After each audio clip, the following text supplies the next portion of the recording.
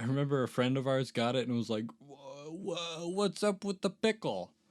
And I had no idea.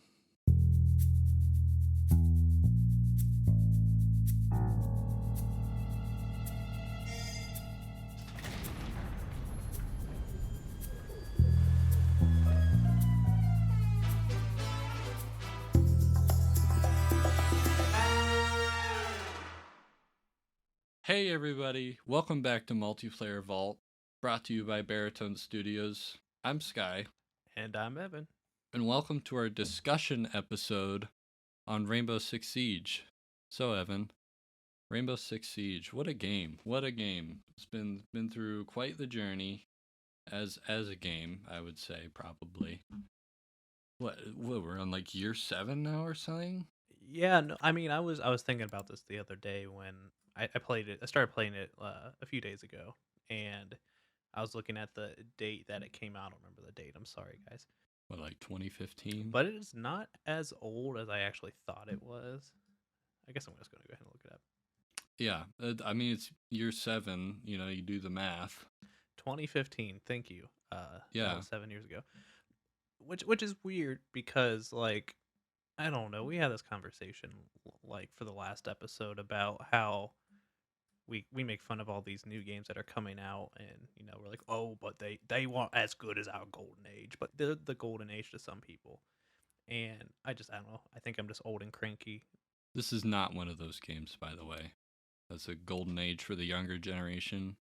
Fortnite is the golden age, okay? That's the peak. It has its ups and downs. Yeah. Mostly downs. I mean, the don't get No, me no, wrong. The no, ups actually, no, let's just when jump into they're it. Sky, what makes this game not great? So Evan, let me tell you, the game's buggy, has pretty lackluster content updates as of late. It's buggy. The weapon balance isn't great. It's buggy. Did I mention that it's still buggy after 7 years? uh no, I don't believe you did. Yeah, it's a buggy game. Sometimes it's funny. It's funny though. Oh, okay. Question, what does that have to do with the lore? You know what? You're right, Evan. Can you say that again? You know what, Evan? You're right. I'm so sorry. So you're the guy. I did all the research for the episode, but you're the guy who's been like researching all the operators for like a month or something. How long have About you a been week, doing but it it? feels like it's been a year. Yeah. That's me with an upcoming episode that's coming up. I don't know why I said upcoming twice, but yeah, you'll know when it comes out, dear listener. And I have some things to say, but that's for another time. Now we're talking about Siege, and I don't want to get into it. I don't want to get that heated. So we're gonna talk about Siege. So Evan, what's your deal with this Siege and its lore? Yeah. Well, like I said in our profile episode, I'm not great at the game. I'm pretty good at a lot of first person shooters. Rainbow, I am not. But deep diving into like the operatives and their actual backstories was actually very, very interesting. It was a lot of just like high school drama. Because you would think for the most part this is their jobs, and so they have to work together. It's like The Office. I don't remember who said it, but they're like, we all have. I think Michael says this is The Office. We all have to be friends. And who was it? I don't remember who said it. I've never seen The Office. Stanley, sorry. Stanley was just like, nope, we just work here. And it's kind of like the same deal in that they don't all have to be friends. So I just kind of assumed that they all had a neutral, working relationship together. But there's actually quite a few of them that have a lot of intertwined relationships, some secret, some not, just great friendships, and others just outright hate each other. And some of that does tie into what we talked about in the profile episode with like Nighthaven joining Rainbow. And so if you do want to kind of learn a little more about Rainbow, that video will be out sometime. I don't want to make promises because it's going to be a long, long video, but I told you not to make promises, and you ignored yeah. me. But no, like I said, it's just the operator lore is actually really, really cool because they're all from around the world, so it's an international group, and they all come from different backgrounds. Some are rich, some are poor, some have disabilities like Capitao and Finca. There's a lot of really cool stuff, and so that's why I was really kind of surprised to be researching this episode and have as much fun as I did.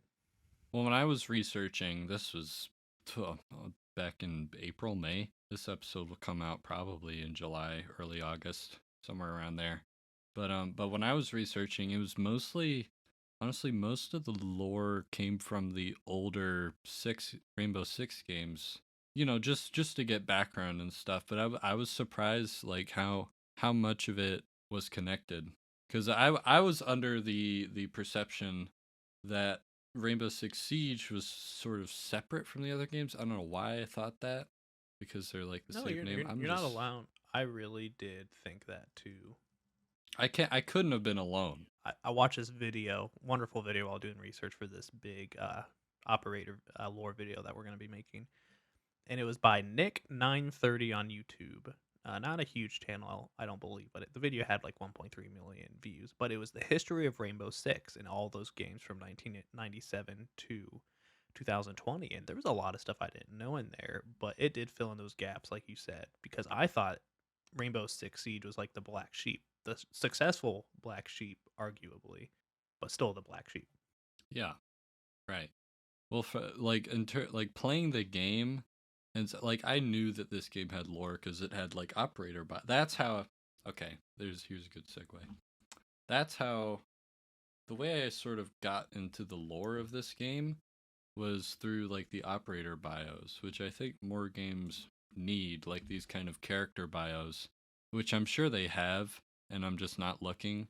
But Siege put it in like ready view, like when you're in the main menu and looking at the operator, there's like bio and stuff like that. You see where they're from, when their birthday is, what's their actual name, and then you read their bio, and it's like different things about them or their backstory. They've been going crazy with some of the backstories. I remember when Ella came out back in like 2017 in Blood Orchid, they went crazy with her bio. Like they had like concept art behind it while you were scrolling down. It was so cool.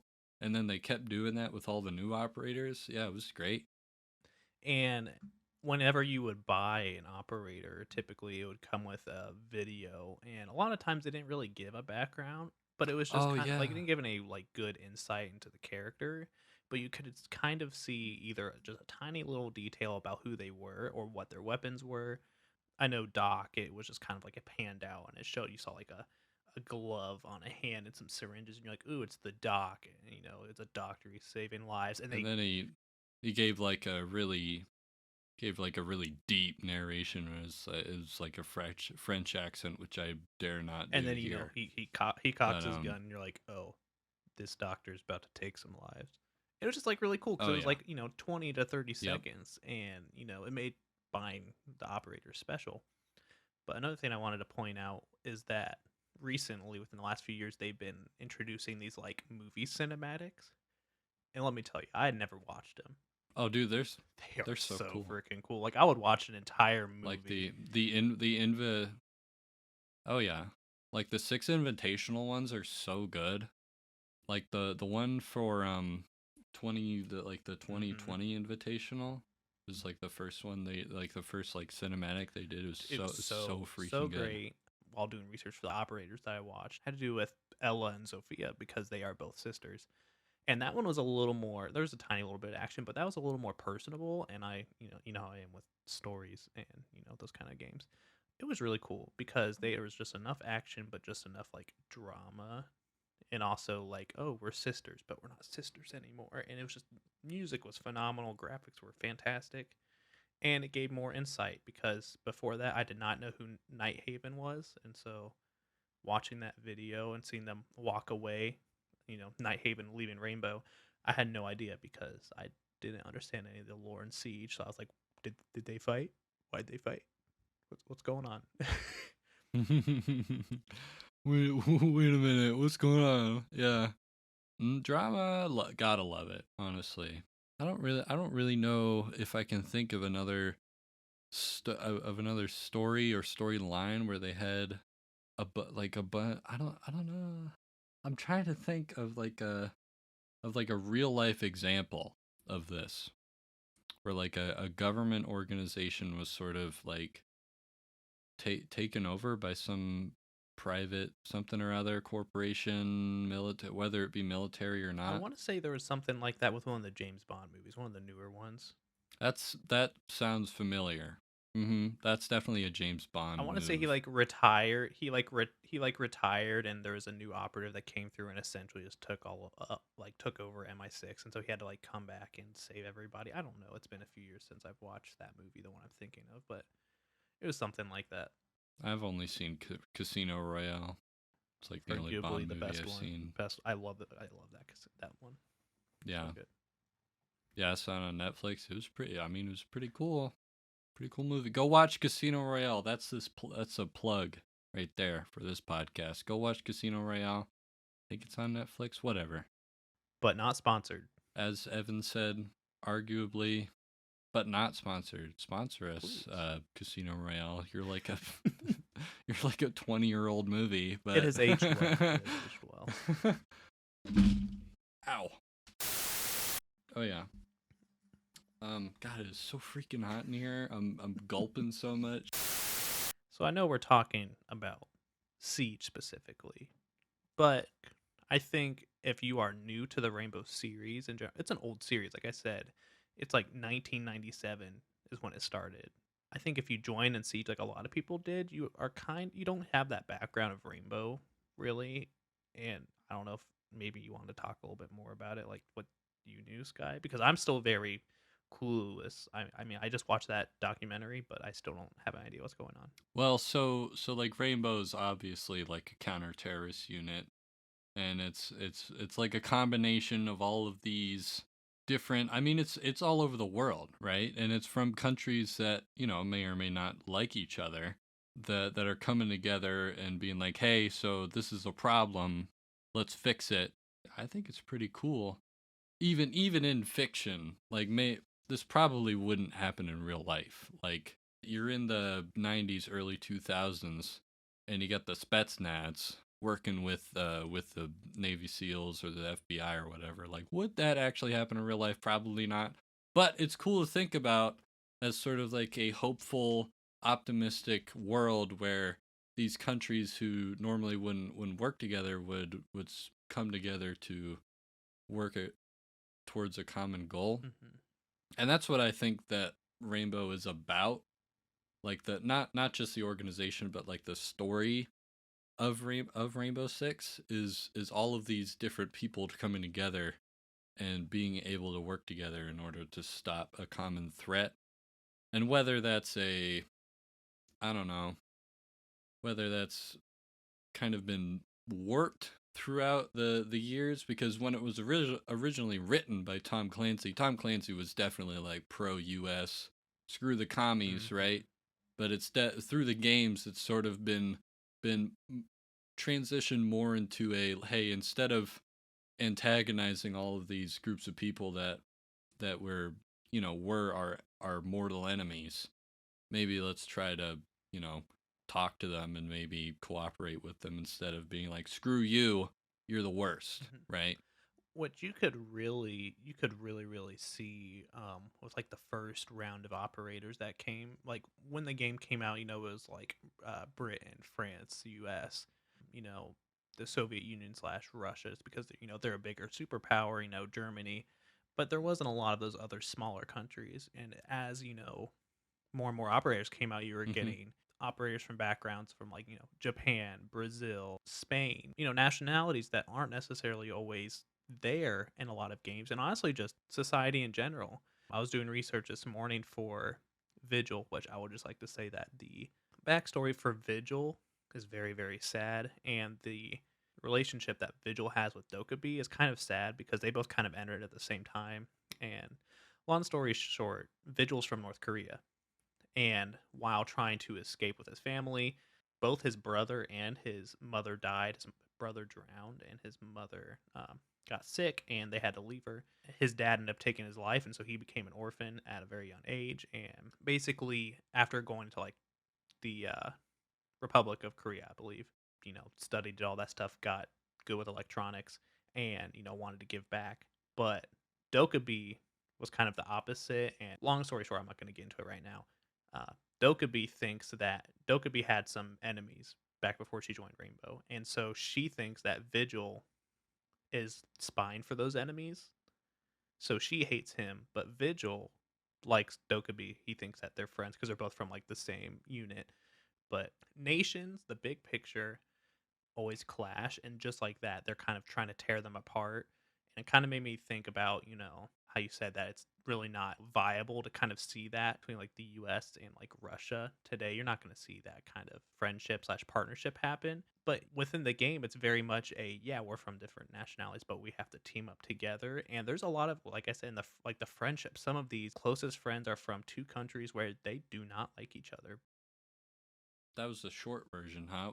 Stay tuned for this video. This is going to be a meaty one if that was the short version. Yeah, Holy well, I cow. mean, like I said, the video is going to be about all the operators. But to make it even shorter and sweeter, Mm-hmm. Siege's lore is just arguably at this point, I would say, about the operators and not even about, kind of Rainbow and the world itself. It's about those interactions. Nope.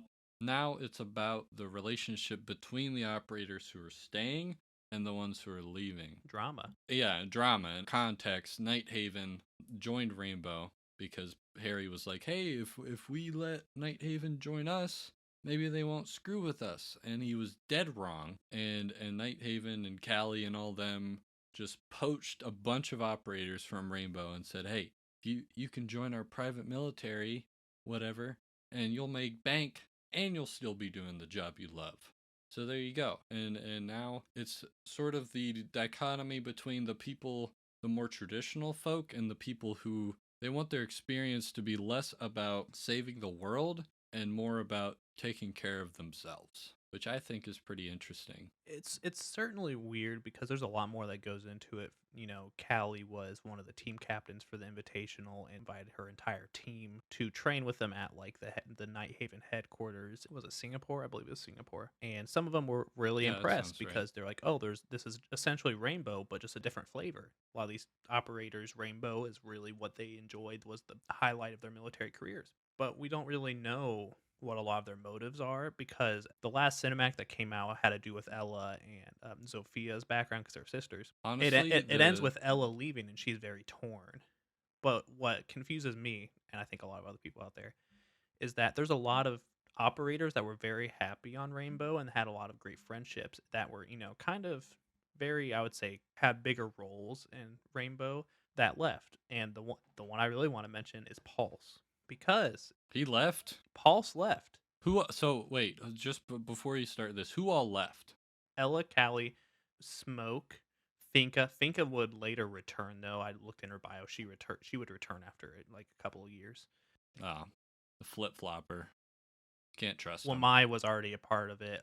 Osa was already part of it. I don't remember. There's a couple others. What was really confusing to me is that for those of you that didn't know, which I go into in the video, Pulse is in a relationship with Hibana. Is he actually like in a Yeah, relationship so or there is it there has like been several kind of like relationships between operatives that either go nowhere or they're secret or that people believe it's happening. No, it's like out there, like in the air that Hibana and Pulse are dating, and the two of them are very close with Thatcher. Why would he go? Literally his like whole world, his whole family is back on Rainbow, but we don't know anything yet. if we ever find out? Because a lot of the story is being told in these cinematics, and not because this, of course, this game, as per our podcast, does not have a story mode or a story that's like out there.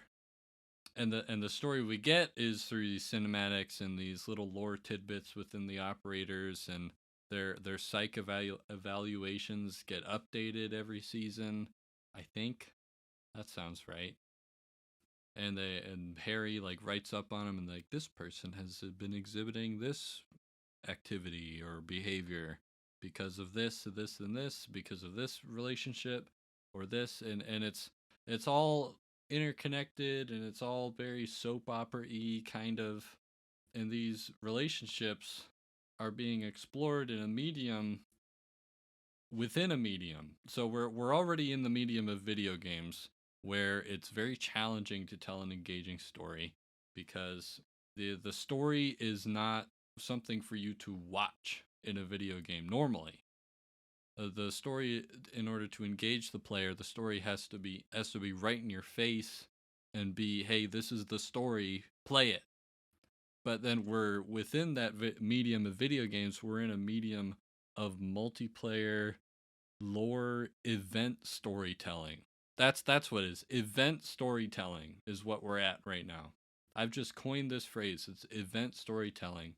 And it's these events like Six Invitational or new seasons dropping with new content that you can pay for. That's where we get these cinematics and lore tidbits and new updates on psych evaluations and bios. And it's all coming together in a way that makes the story punchy. That's what I'm thinking. More punch. More punch because event storytelling, because this storytelling is all about these big events instead of, like, you have rising action and then you have climax and then falling action. It's more about boom, boom, boom, boom with all these events going on. Like, here's an event, boom, boom, boom. Hashtag event storytelling. And then that's how they've been telling their story. And it's how a lot of multiplayer games tell their story. Like Fortnite tells their story in basically that exact same way, where they tell their story in events, and that's where the story is actually in your face and is being like, hey, this is the story, look at it. And that's the kind of thing that is happening in Siege. See, now I would argue though that Fortnite's lore is presented a little more out, not necessarily in your face, but it's a little easier to obtain because you can see the operator bios. But to really piece together the entire Rainbow Six like team, it's hard. I mean, like I said, I think that if you compare Siege to like Fortnite, just some brand new player who's never played either of them, don't know anything about their lore, sit them down for 2 or 3 hours on each game, I think you're going to get a little bit more, I would say, out of the Fortnite experience than Siege, without having to put in that time and kind of doing all that web connecting on its own. It's like the web's already there. You just don't know what strand goes to what, and they're still kind of building on that today. I don't know. The way that they do things are the same between Fortnite and Siege. I just think Siege is a little more obscure in terms of what the story actually is. I mean, like I said, I played Siege for a while and knew nothing about what the Team Rainbow was or what any of the other games presented on the table.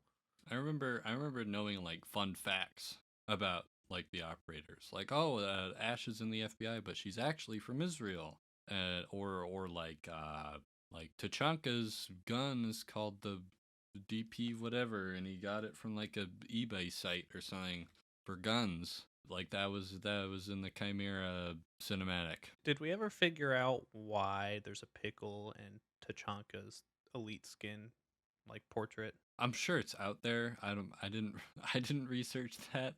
I remember a friend of ours got it and was like, what's up with the pickle?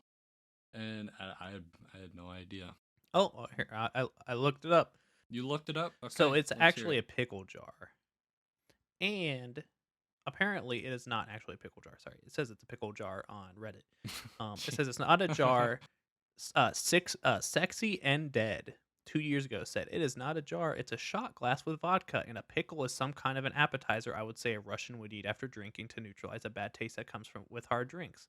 Learn how Russians drink vodka. I'm not going to click on that YouTube link, but apparently there's a lot of other people agreeing that after they take a shot of vodka, they chase it with a pickle. So that sounds plausible. I guess, is it lore that Tachanka carries around a pickle? I mean, I guess so. He must have got it from the same eBay site that he got his machine gun. And now the next question is... That sounds right. When I was deep diving, I found out that Tachanka and Finka both like to drink and flirt with each other. Is that why Finka came back? I don't know. Maybe Pulse will do the switcheroo. Did she want Tachanka's pickle? Who knows? Okay, this is a family-friendly show, Evan. Hold on. Gosh darn it, Evan. That was clean. Oh. That was clean. So, what did I want to talk about? I wanted to talk about the sort of overarching theme of the new Rainbow. Of course, like I said back in the old Tom Clancy days, it was like screw the commies, Hmm. blah blah blah. All these countries coming together to screw the commies over. And now it's about the sort of bringing together of everybody, not just the West, basically the capitalist West, and bringing together everybody just to curb violence, right? I mean, everybody wants to curb violence. I mean, I do. I mean, of course, there's some psychos out there who love violence, but I feel like most people want violence in general to go away, and the macro level that this rainbow team has has made of getting rid of violence. I mean, I think it's cool that the Raiders are able to envision this kind of team, this sort of crime fighting squad of different people. And you mentioned earlier about all these bigger countries starting, and then all these smaller countries coming up like India and Brazil and Mexico and Peru and stuff like that. Of course, when the game started, it was mostly like obviously the US, the UK, Russia, and then a bunch of EU countries like France, Germany, and then it branched out into more. I'm not gonna say obscure because they're like real life. They're real life places where millions of people live. We're not placing that kind of like internet good boy points on different countries. Yeah, no, it's really cool because they're really bringing in all these different all these different all these different all these different ethnicities and backgrounds. I really think that people are able to relate to these characters because in a lot of video games or superheroes or just kind of like I would say modern culture with like superheroes and whatnot. They're relatable to only a certain extent. Normal people don't have superpowers, but a Hmm. lot of these operators started Well, they're all like a bunch of white people. right. Well, That's especially the also a beginning ones, factor. But like I said, more Yeah. ethnicities. But I guess like backgrounds. People were actually either middle class or really poor, and the military is kind of like what brought them up. Hmm. Now, I'm not necessarily saying that we are sponsored by the U.S. Army or anything. That could happen, by the way. I'm gonna bring this off topic, but have you seen like the U.S. Army ads? They're okay. They're not great. They need some help. Like they are so funny. Like have it like the choose your warrior one is so freaking funny. It's like an ad straight out of like Battlefield I 2 really enjoyed 3 the, or the one something. where they're all playing pool, and then the one dude makes a really his name's like Chowder or something. And he makes a really good pool shot. I don't think I've seen that one. Oh, that's really good. There's no way, Chowder. And then there's this other one for the Marines that's like this guy meets his social media version of Oh himself, and he yeah. breaks through the Yep. machine, and then all of a sudden he's a cool guy Marine, and yeah. But anyways, off topic. Sponsor us, US Please, Army. We'll money's take the money. money. Um, We'll shill for the US Army. all these different backgrounds and ethnicities really show that anybody could be a hero. The kind of the stereotypical anybody can do it. It just takes courage. I'm doing my part, like that kind of thing. A lot of them, I mean, yeah, a lot of them went to college to study things, but their curiosity is really what got them there, and then they wanted to help other people, and it's just a path that they took. And I'm not saying that people hated the operators that were there at the beginning. When people think of terrorism and counterterrorism, they really do think of the West versus the Middle East, or the West versus like Russia and whatnot. But as soon as you introduce all these other countries and people and backgrounds and just stories, it becomes so much more diverse and just really really cool. One that I thought was really cool was it Thunderbird, and how she is Isn't from. that one of the newer ones? Yeah, and yeah, I haven't gotten to her yet on the research, but she is like native to North America. I don't remember if it's Alaska or more Canada. I honestly don't remember, but she is from that heritage that a lot of people just don't know about, and I think it was really cool that they introduced that. I think it's cool the direction that they've gone. I'm not saying that it hasn't necessarily gotten a little politically correct in some places, but that's all a culture right now. But I think they handled it in a very, very good way in terms that it keeps the story moving and it's keeping people entertained, and it's really cool. I love it. I never thought I'd love Siege. I need you to pinch me. Well, there's something to say about like political correctness versus like actual deserved diversity. Yeah. And I would say that this is definitely the latter. Hmm. It's not they're not like knocking off a checklist of okay, we need this kind of person in our game. They're not shoving it down your throat. Yeah, it's more like okay, where haven't we this sounds like a checklist. It's more like, let me think. It's more like I'll say that it wasn't like Battlefield 5 in that people were angry because there was a sniping chick who had a robot arm in a World War II game. yeah, And everybody's like, that this is was terrible. This that would was never odd. happen. Yada yada yada. But like I said, there's at least two operators now, just from the research that I've done, that have disabilities. One of them's Capitao, who's missing an eye, or his eye. He's wearing an eye patch because he lost an eye Yeah. to like interrogation. And then the other one's Finka with her neurology, neurology. And what's her name from Thailand? Aruni is missing an arm. Oh, and a leg. Yeah, and a leg. That too. And a leg. Hmm. So, you know, But it wasn't handled you in have a way. It wasn't handled in a way that made people think, "Oh man, this isn't realistic," or "That could never happen." It was just kind of, maybe it's just a series and the series in general, with people wanting to get to know operators as soon as they came out. But I cannot think of anything that I've ever seen where people are like, "I hate this operator because of their background or because of who they are or what they stand for." It was mhm. always, "Oh, it's because their gun sucks," or "Oh, their hitbox is terrible," or "I just hate Siege." Yeah. So And one of the points of the diversity in the game has to do with class. And we sort of touched on this earlier about like, being from generally like middle class, and a couple of them being from higher class, and but most of them are from very low income, lower class, I guess, to for lack of a better phrase. Like the ones that stick out for me are the operators from Brazil, Capitao and Kavira, which both of them came from extremely poor families in urban Brazilian cities like Rio or Brasilia or Sao Paulo.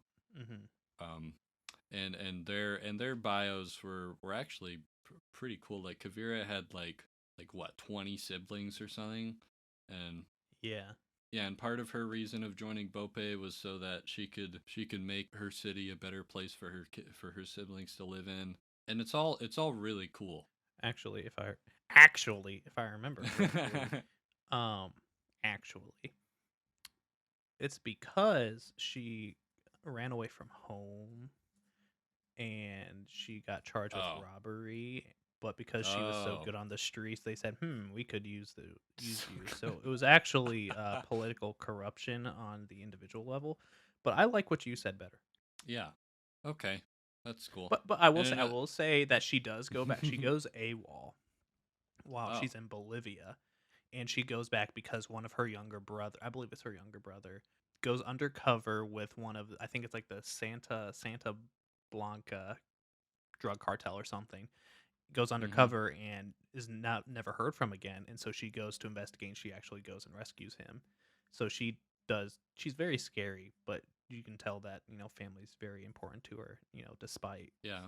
I would say, in culture, how big she's gotten. I'm sure people had heard of her, or if you knew who Cav was, you're like, "Oh yeah, she's a big deal," but she was still like, families first. She literally put her job on the line to go and save him from a drug cartel, And she has a skull painted on her face, so I mean that's pretty cool. which they believe that she was a fan of Kiss. Oh. Not actually. No, not actually. I would think it would have something to do with more like Day of the Dead, you Yeah, know, like those sugar skulls. I'm sure that's what the developers wanted to go for, but I believe it said in the like in the trivia that the best way they could make it Mhm. was to kind of do a mixture between that and the Kiss face But paint. which one? So Which Kiss guy though? I don't know the one. I don't know. The I'm spaceman, the star dude. dude. I don't know Kiss. I listen to Yeah, I Coldplay don't and know. Mumford and I Sons, don't and know that's it. either. Speaking of which, I just started listening to Coldplay again, and I didn't get angry. Good. So, yeah, You know, I didn't get Coldplay angry is this time. lore in Rainbow Six Siege because Is it? Let's well hear it. there is well there so basically for those of you that don't know, Coldplay originated in the UK, and according to the Rainbow Six Siege wiki, Bet Mute's a Coldplay fan. in the Rainbow Six Siege wiki, it says that there is in fact a UK. Oh, okay. So So that's the Coldplay there reference. has to be a Coldplay in Rainbow Um, Six Siege. I guess that's true. Dang, Evan just Also, cracked the code. also in a lot Whoa, of the like the real life world is in Rainbow Six Siege. That must mean that I don't know. Top Gun Maverick came out in May 2022 in the Rainbow Six Siege but world. here's the crazy thing. I was gonna bring this up We earlier. want Tom Cruise for the next Rainbow Six Siege operator. I want his gadget to be coming in on an airplane while he's hung on the side of it, and then the whole map explodes. I'm glad we're talking about this because it actually I don't know when exactly Night Haven leaves Rainbow. It's like 2021, Right. right? I mean, yeah, we know it's about 2022, I believe. But I don't know where we currently are at in terms of where the lore stops because Oh, I there's some lore um that's dating all the way up to 2025. yeah, oh, okay. So like when I stopped researching the story in the game, this is like the very beginning of year 7. They were like in Japan, and the new operator was a part of the Yakuza, some Yakuza part people. She met with I believe it was Habana. They met in the past. I will watch the video. I'll explain it all. Yeah. But essentially, she is Azuma. Azumi is the newest operator, I believe, and she's the one No, from not the newest, but whatever. second newest, whatever. In terms of the story, that's the most important. I would say she's Sure, and yeah. essentially she is the bodyguard for this CEO, founder and CEO of this like tech company in Japan, and he is assassinated like right in front of her, and she is like, I need to find who did this, and so she like picks up some of the bullet casings and goes to Hobana, big operatives in Japan that she knows, and it's like, I need you to help me find who did this, while Hobana's holding her at gunpoint because Azumi broke into her Nice. house. That's cool. That's I beside the think I point remember anyway. seeing that. Yes, in the cinematic, but Azumi holds up the cartridge and it essentially says that it's from Nighthaven. And so that's Oh. where all the pieces start getting Mm. connected that, oh wait, Nighthaven's actually involved in some criminal activity. And so basically Whoa. they send Like a real PMC. yeah, they send like Jackal and I think it's Sledge, I don't remember, Oh, to go and Jackal to figure smell them feet? yeah, Smell the Nighthaven feet? and they find the people who killed that CEO, but it was like a big trap, and essentially that is the one gets away on a helicopter, and they're like, uh, if that truly was Nighthaven, then it's going to be war between Nighthaven and Rainbow. Like while that's going on, there's also like a hostage situation where there's an architect who supposedly knows why Nighthaven killed that CEO, and so like they go, and that's with was it Sands, the new one. Sans. The one from Belgium? Yeah, that's where they come in because Yeah. they go with like Mongtang and a couple other people. I think Lion or Finka's one of them. It's another cinematic. Another cinematic. It's like the newest one. All the French people go Yeah, on a mission. Yeah. But no, I don't even know where we were going with this. Well, we were just talking about like what the story was up to this point. It says that there was in 2025 there was an operation where they had to go and find this was it Sentinel? I believe the company was called Sentinel, and they were making a big thing of tear gas or chemical gas that was going to be sold to a bunch of militaries and terrorist organizations. And Oh well, that was like from the older games, right? no, it said 2025. No. Yeah. Well, I'm sure you can time skip in a video game.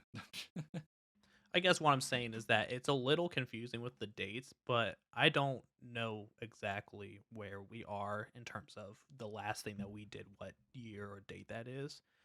And if that is true, technically COVID never happened in 2020 in Rainbow. So, although I would like to think that Coldplay actually is in Rainbow, I don't think Coldplay is in Rainbow Six Siege. I hate to say it now. We might have to dig a little bit deeper for Mumford and Sons. But that mention of the pandemic brings us to 2018 with Operation Chimera. I think that we should talk about this. Did you play during that, the whole like outbreak and stuff? No, and I did a little bit of research in terms of like extraction, and Oh, like essentially, the other game.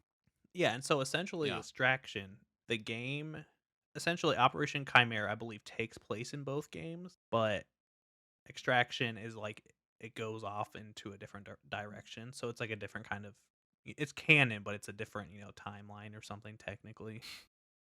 so so wait a minute. So now Rainbow Six is a multiverse? Is that what you're saying? Well, yeah, because I don't in case Okay, you didn't this know. franchise was already so confusing because it's taking lore from the books written in like the 80s. Mhm. It's taken from the games that came out in like 90s, early 2000s, and now it's taking from this new lore that's retconning all that stuff, but it's also making new stuff, and it's it's a multiverse. What Well, the? they released a ton of cinematics for Extraction too, and within it, there's a whole bunch of stuff between Hibana and Pulse. And you know how I talked about how they're in a relationship, and how Pulse left for Nighthaven, and you're like, why would he leave? Pulse and Thatcher and stuff. But in Extraction, I don't know when it takes place. It's essentially said that the two of them have like a kid together, and Okay, that has not at all happened in Siege. And there's a whole bunch of other things in terms of like people who are there or people who are left, or like people that have died, I think. Like from what I have seen, the research that I've done, it's essentially a different branch. huh? Okay, wow. I did not know that. Because essentially it breaks it, because it happened in what, New Mexico, right?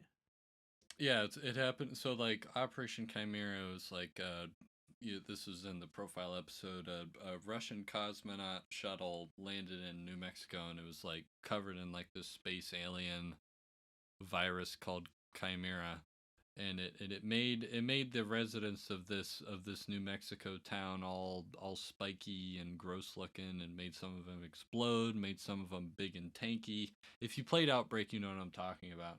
It was sort of Siege's foray into a like Left 4 Dead type horde mode game, while also having an objective. If you played Left 4 Dead, you know what I'm talking about.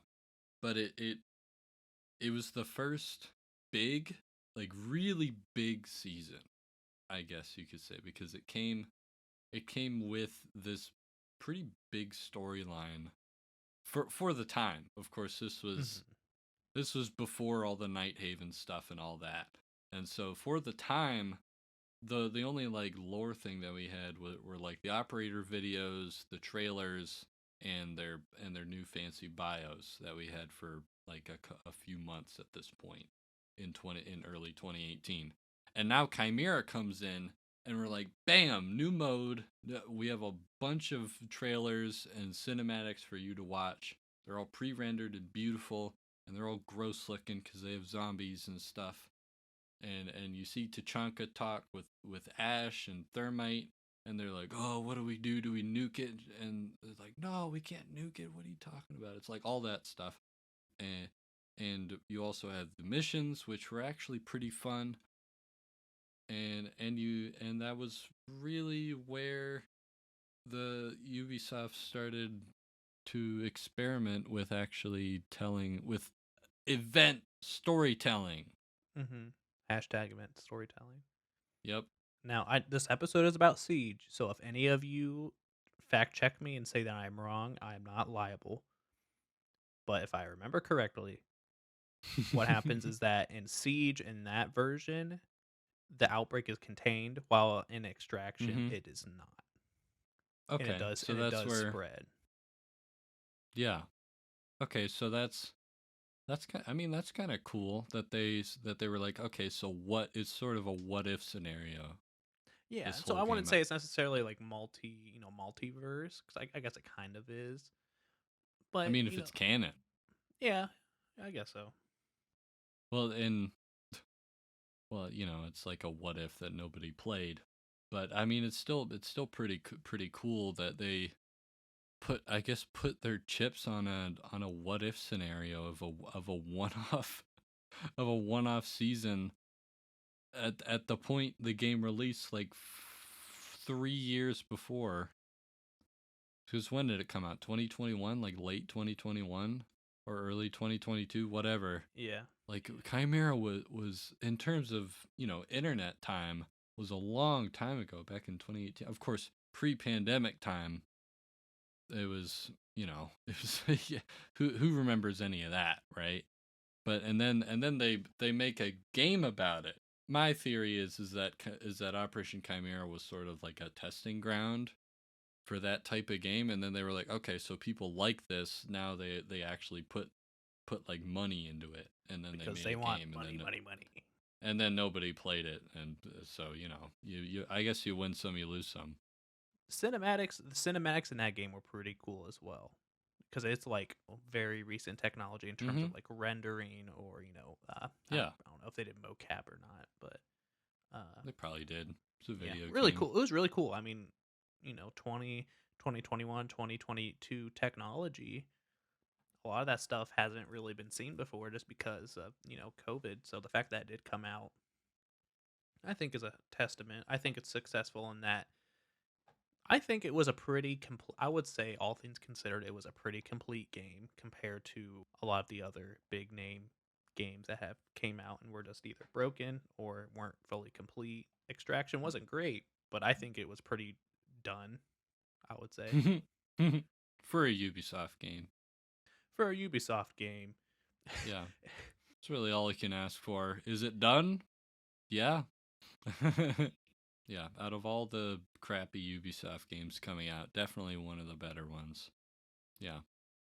But I think we've deviated enough from Rainbow Six Siege into Extraction. Are there any final thoughts that you have, Sky, about this game? Okay, so final thoughts. Rainbow Six Siege. Is it a good game? Maybe not. But I think it has a pretty cool story. And the theme of that story, I think, is the most important part of coming together.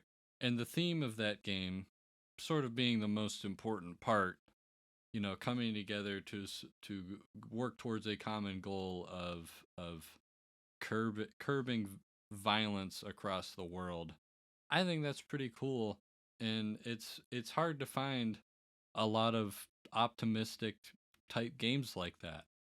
You know, like all these modern type games are always like down and gritty, and it's just kind of refreshing to have a game that has a more optimistic light on the state of the world, I guess, militarily or security wise. It's one of a kind, I'll say that.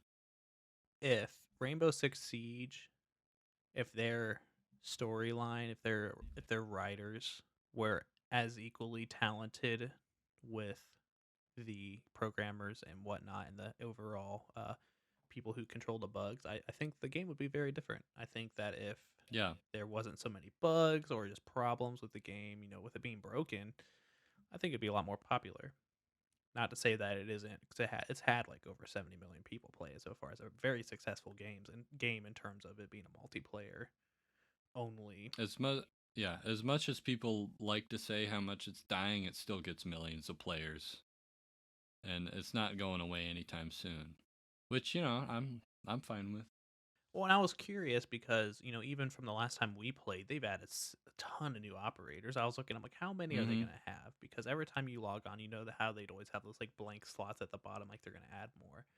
Yeah, And they said they wanted to add, or they wanted when they were going to be done adding to the game, it was going to be between 60 and 100 operatives, and they are at 64 right now. yeah. I mean, that's crazy. That's good. Like we started with how many? Like 10 operators. 20. 20. Yeah, 20 operators. And to go from now, granted, we're not like League, and we have over almost 200 I was going to say I'm characters. afraid it's going to turn into You League. know. Nobody's going to know who's who. Yeah, it was like power creep and all that. We're not going to get into that. It's all game balancing nerd stuff. No, yeah, nerd stuff. Yeah, we're not going to talk about nerd stuff on this video game lore podcast, right?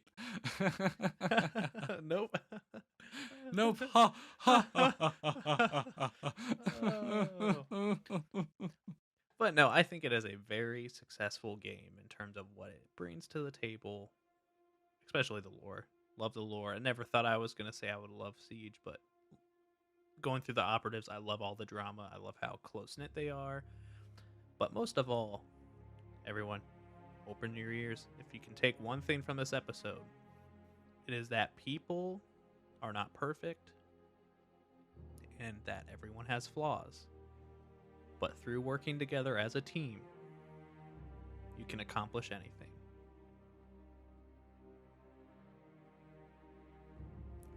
People also talk about taking the road less traveled. I believe it was Robert Frost who said that. And that during many times in your life, you will find a path that is difficult.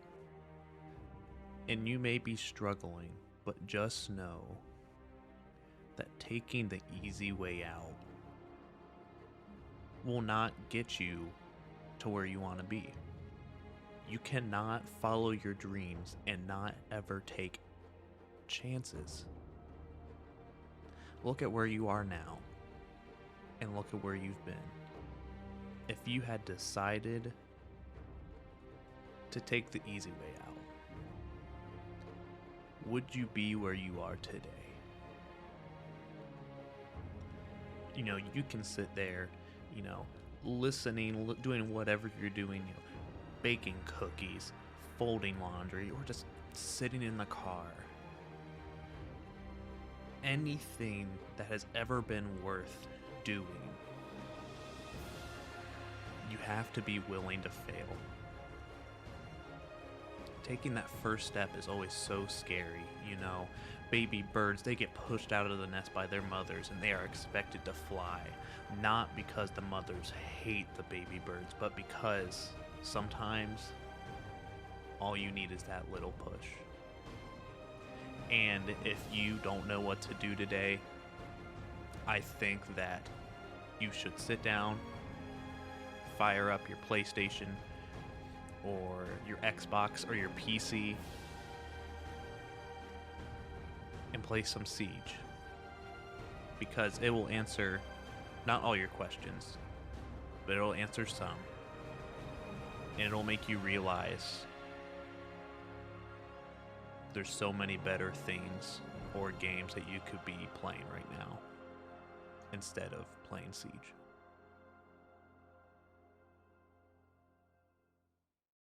Yeah, but I'm a bear, so I can be perfect. Yeah. Yep. So to end on that note, I think we're done. Yeah. Yeah. So yeah, that was the discussion episode for Rainbow Six Siege of Multiplayer Vault, brought to you by Baritone Studios. Yeah, so thank you all for joining us. Research for the Siege profile episode was done by John Ekstrom and Francis. Woo, go Francis. Woo, yeah, Francis. And audio direction was done by yours truly, Evan Barr. Now, if you enjoy the podcast or like to heavily criticize us, feel free to reach out. You can find our socials down below or just look up Baritone Studios with Bear spelled like a bear, on Instagram, Twitter, YouTube, Carrier Pigeon, whatever else the hip kids are using today. Also, make sure to give us a review on whatever your listening platform of choice is. Not only will it help us reach other potential listeners, but it will also let us know you enjoy our content and would like to see more. Like I mentioned earlier, I'm working on releasing this big operator video on our YouTube channel. We'll on our socials we'll have when it's going to release because it's a huge project. It's going to be a huge video, but we're going to go into detail about the operatives lore just a little bit, as well as their backstories and how they actually interact. Because some of them hate each other, some of them like each other, some of them are in relationships with each other. It's very high school drama. I love it. Um, so yeah, Also, tell us how our new mics sound, because we got new yes, mics. I I forgot don't to have say potato anymore. Yeah, we have new microphones, and hopefully they sound better in your little ears, your precious little listener that. ears. I know, Sky. I know you're not recording with that potato anymore, but Yeah. that buttery smooth voice could use a potato right now. Oh, what is that supposed to mean? Go on. Go ahead and send us out. Okay. So that, of course, yeah, whatever. Multiplayer Vault. Bye. See ya. See ya. And I'm Evan.